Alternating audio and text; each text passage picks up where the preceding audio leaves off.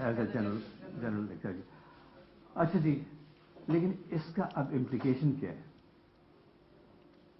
یہ آپ نے اسٹریٹجی بنا دی, بزنس ماڈل بنا دی, اب آپ نے لوگ چاہیے نا, ان کاموں کو ڈلیور کرنے کے لیے لوگ چاہیے جو آپ کے کسٹمرس کے پاس جائیں گے, جو ریلیشن شپ اسٹیبلش کریں گے, جو چینل کو مینیج کریں گے, جو ویلیو پروپوزیشن کا اونر کون ہوتا ہے آرگنائزیشن میں؟ مارکیٹنگ.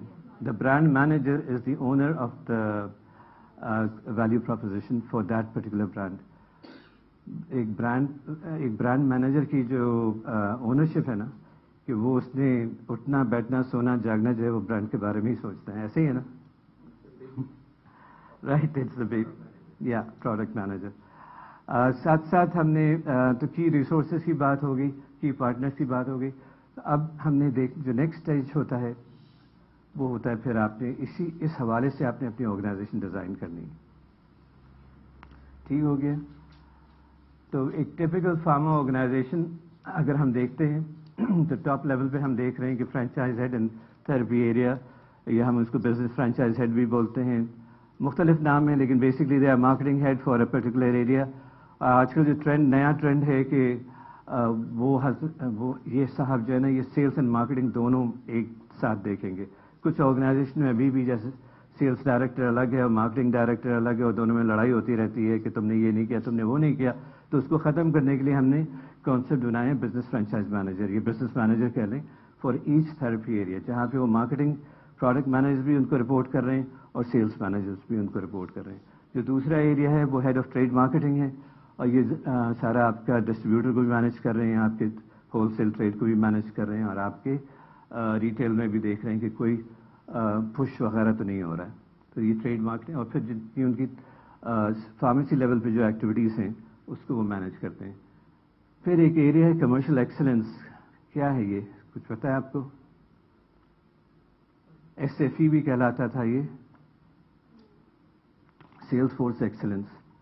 تو یہ جو بات کی تھی آج صبح ڈاکٹر جاوید نے کہ وہ آپ کو ایک ٹول دکھا رہے تھے جہاں پہ ہم اپنی فیلڈ فورس کی پروڈکٹیوٹی کے حوالے سے وی ہیو ویریس ٹولس جہاں پہ ہم ان کی کال پلاننگ ہوتی ہے, پھر ان کی کال انہوں نے فزیکلی ایکچولی کالس کیے ہوتے ہیں. تو اس کی جو مینجمنٹ ہے وہ پوری کمرشل ایکسلنس کے اندر آ جاتی ہے, لیکن it's becoming a very very important area.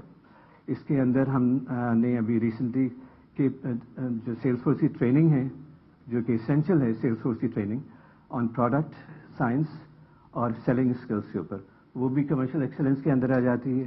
Digital marketing کا area which is supporting the rest of the organisation, وہ بھی اس کمرشل ایکسلنس کے اندر آ جاتا ہے. اور اس کے علاوہ آپ کی جو انسینٹو کے سسٹمس ہیں سیلس فیلڈ فورس کے, وہ بھی اس کے اندر آ جاتے ہیں. تو یہ بہت ہی کرٹیکل ہے. اچھا جی, گرین جو میں نے ہائی لائٹ کیا ہے وہ green are specific to pharma industry, باقی تو سارے جنرل ہیں. سی ایف او صاحب تو ہر آرگنائزیشن میں پائے جاتے ہیں.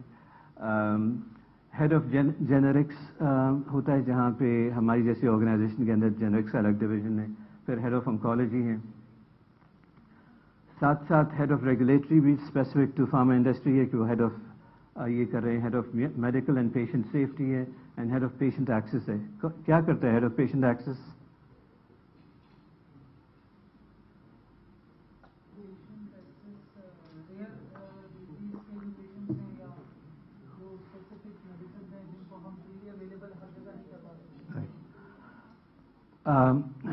بالکل صحیح کہ ایسا بہت سارے ڈیزیز ایریاز ہیں جہاں پہ patient is really tough, especially جو انکالوجی اور کینسر کے پیشنٹس ہیں, تو وہاں پہ افورڈیبلٹی از اے میجر ایشو.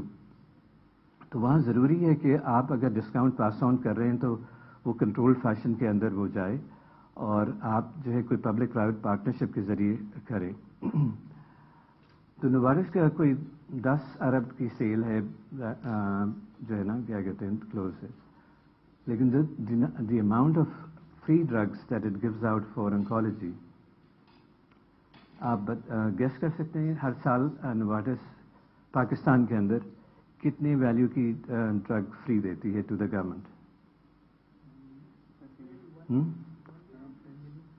Around 10 million. 10, आपने 1 बिलियन कहा।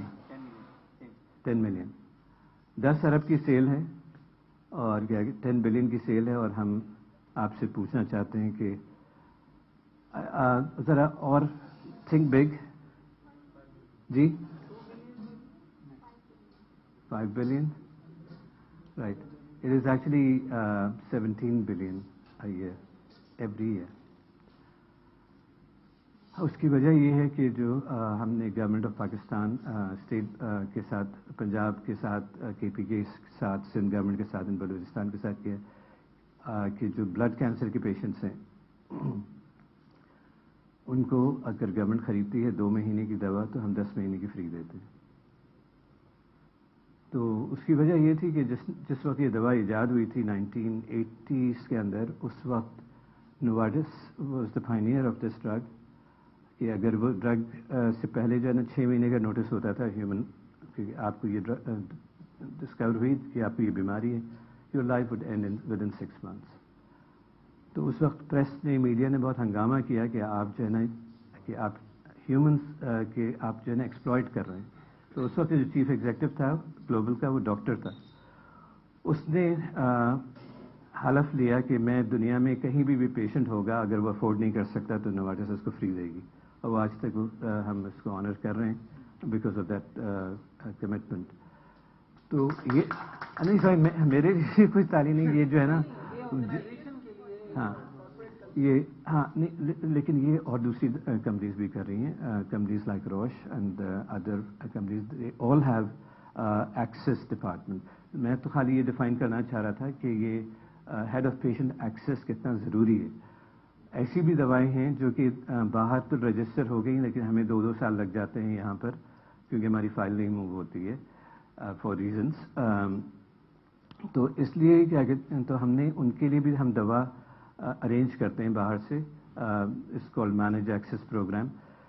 तो उससे ये होता है कि अगर मरीज को यहाँ पे नई दवा की ज़रूरत है तो हम उसको अरेंज करते हैं। तो that is the head of patient access.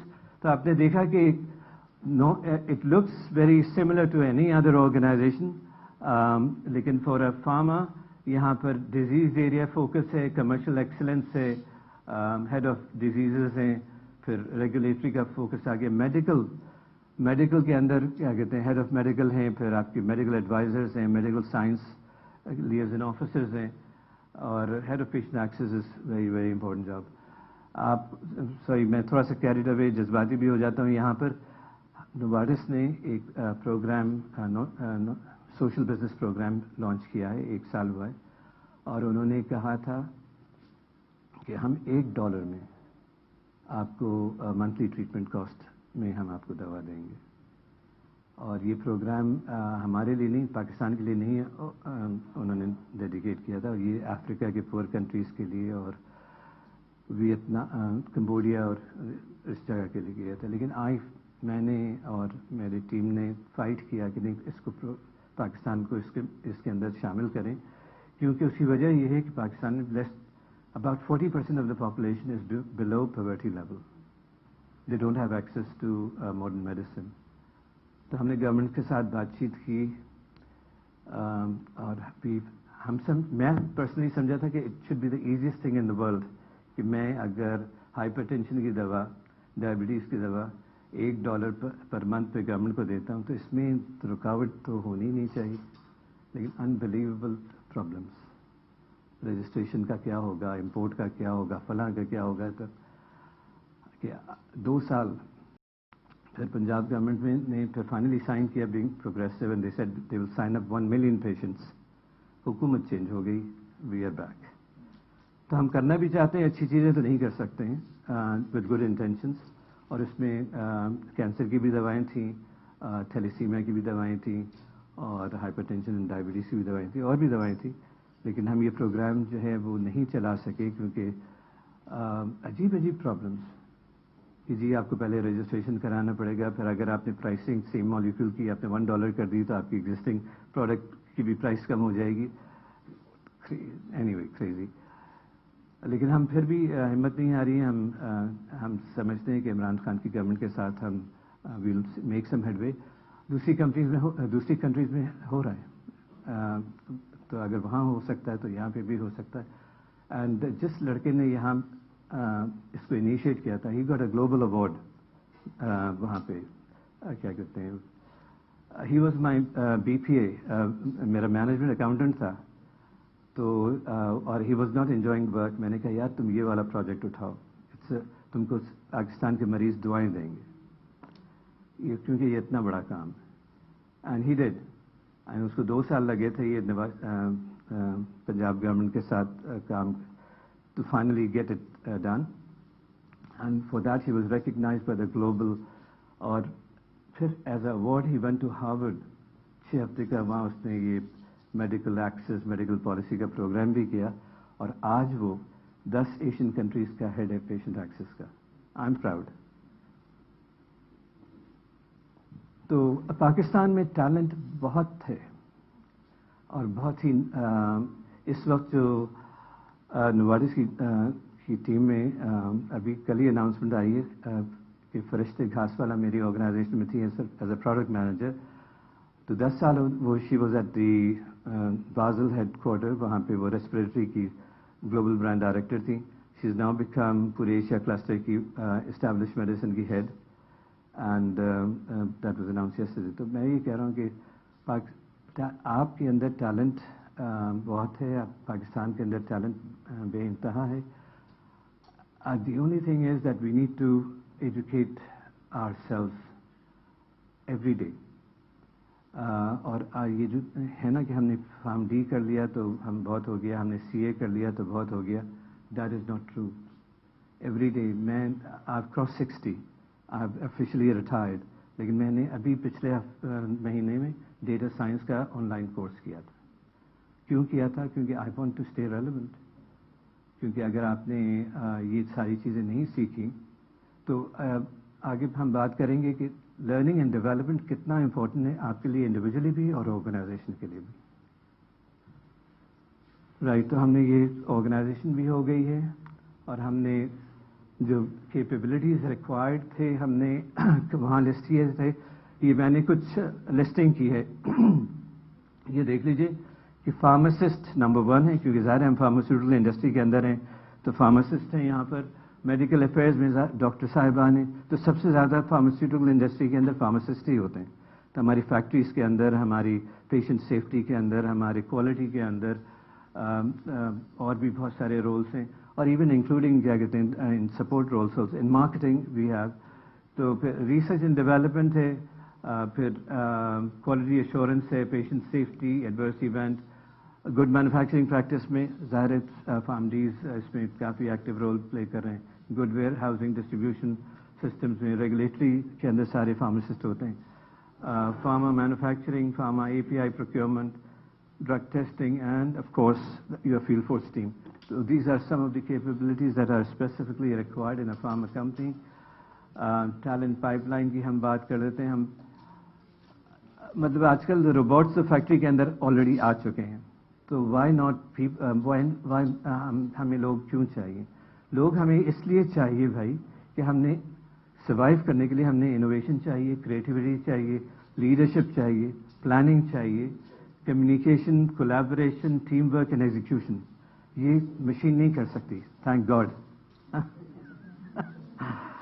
اور اس کے لیے جو ہے ہم نے لرننگ, ایموشنل بانڈ اور کنیکٹنگ, جو relationship and with customers, with our suppliers, with our investors and regulated, this is still gonna be human for some time. اب تھوڑا سا انٹروڈکشن نوارٹس کے بارے میں. فوکس میرا یہی ہے کہ پیپل اینڈ آرگنائزیشن کے حوالے سے. I am not gonna be touching upon finance, marketing اور ریگولیٹری اتھارٹی. ہم یہاں پہ بات کر رہے ہوں گے پیپل کے حوالے سے, پیپل اینڈ آرگنائزیشن کے حوالے سے.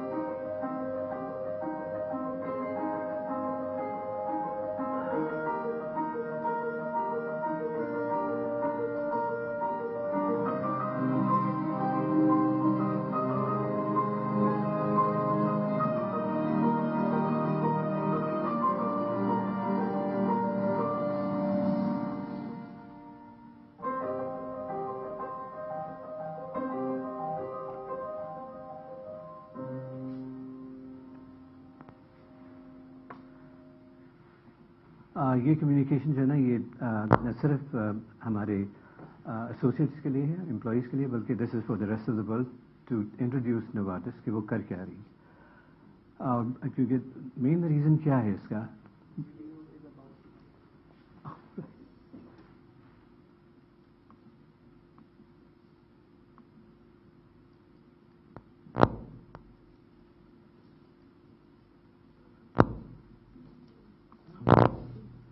رائٹ ہاں تو مین ریزن جو ہے نا وہ یہ ہے کہ جب بھی ہم کوئی نئی دوا لے کر کے آتے ہیں تو بہت ضروری ہے کہ وہ جو ٹرسٹ لیول کریٹ کرنا ہے سوسائٹی کے اوپر اور باہر جو ہے یہ ساری reimbursement insurance companies and the government کرتی ہیں تو Canadian government like phase is the biggest customer in Canada اسی طریقے سے یو ایس کے اندر جو بڑے بڑے انشورنس کمپنیز ہیں یا کوریا کے اندر یا تائیوان کے اندر یا جاپان کے اندر تو we have to communicate what we are doing اگر ہم بہت اچھی چیزیں صرف اپنے آرگنائزیشن کے اندر کرتے رہیں اور کسی کو پتہ نہیں چلے تو پھر یہ بات بھی ٹھیک نہیں ہے تو وہ بات ہے کہ جو چیزیں ہم سائنس کے حوالے سے کر رہے ہیں بہت زیادہ ضروری اچھا لاسٹ ویڈیو ہے this is about the future of work اور یہ آپ نے اس کو غور سے دیکھنا ہو سکتا ہے مجھے 2 مرتبہ چلانی پڑے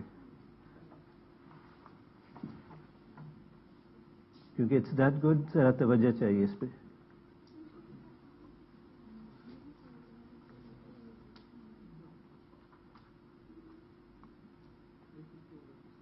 You're among the 3% of people that understand that the future of work is going to look very different from what it is now. So keep watching. Let's see where we're headed. It's also exciting, right? Siri will recognize your voice even if you're 5 meters away from your phone. That new chatbot feels totally real. Self-driving cars are no longer fiction. You can analyze your DNA. You tried flying that drone for the first time, and you're thinking of buying a smart speaker to make your life so much easier. A few years from now, and that's something like 3 years, not 30, artificial intelligence, robotics, machine learning, mass 3D print, biotechnology, chatbots, virtual reality, deep learning, drones, augmented reality, smart objects will all be deeply enrooted in our everyday lives, just like computers, phones, or electricity are for us today. Oh well, is this really going to happen? And if it does, you'll adapt when the time comes, right? Life is good. You love your job. You've been working for this established company for a few years. You're comfortable in your position. You know what you're good at. People like you, and that last presentation you gave got you some amazing reactions. You're safe with your company. In the meantime, you see an article or two speculating on the future of jobs. McKinsey published a report stating that 45% of all current tasks could be automated with present technology. The World Economic Forum estimates that 33% of jobs in 2020 don't even exist yet. So what do they know, right? You've got time. Oh look, the supermarket just introduced self-cashier machines. You're at the airport checking in luggage. What the heck happened to all the real people at the check-in desk? Gone. Replaced by machines.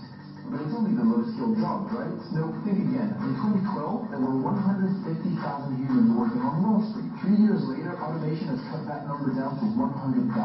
That's 1/3 gone. But it's only the mathematical and scientific jobs, right? No, think again. This Japanese insurance company, Fukuoka Mutual Life Insurance, is already replacing all its human insurance claim workers with an AI system that will handle customers more efficiently. See these articles? They're written by algorithms, and we can't tell the difference with human written content.